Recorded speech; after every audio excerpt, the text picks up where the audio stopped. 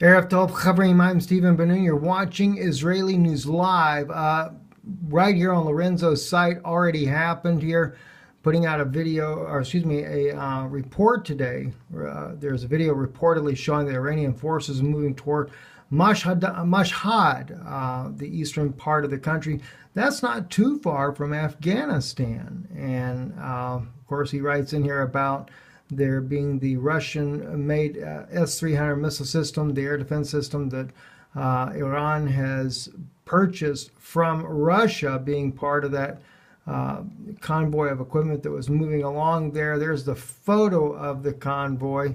And let's see real quick if we can't link into his actual video footage of this. I thought maybe it's on here. It's actually on his Twitter page.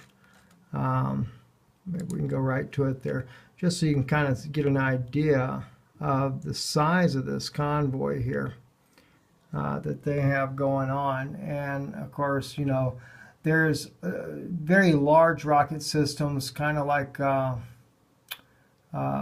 of the Russian-made units that they have there.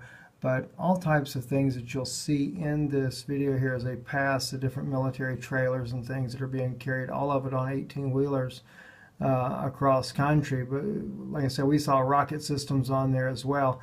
I'm not really sure when they said the S-300 system was in there. I didn't see that myself in viewing the video, but perhaps something I overlooked as part of what that system uses. Nonetheless, though, the whole thing about the demonstrations going on in Iran right now may not be the big story in the very near future. And of course, that unrest in Iran also kind of makes me think of what happens before a war comes in. Always the unrest with the population is one of the big issues there. So it may be that the United States is very seriously getting ready to try to take down Iran in the very near future. I guess it's about the only thing they can use to save the petrodollar. Moving on, a couple other stories here real quick. This here on a Russian news site here. This is on ria.ru. The story is actually about a private plane. Went down in Costa Rica there, and there were 12 passengers on board, 2 pilots. All of them died in the crash. I have no idea what that was about, but that's what's being reported there.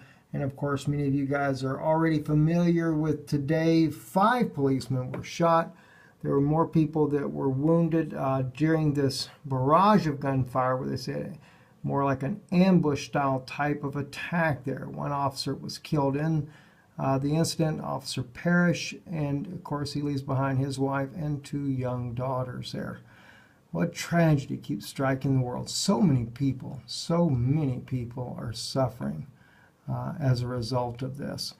And anyway, I'm Stephen Benoon. You're watching Israeli News Live. Do be safe. It is New Year's Eve. I never like to go out on New Year's Eve anywhere because normally once the festivities start winding down, people that have been drinking are definitely going to be driving. Anyway, I'm Stephen Benoon. Blessings to you all.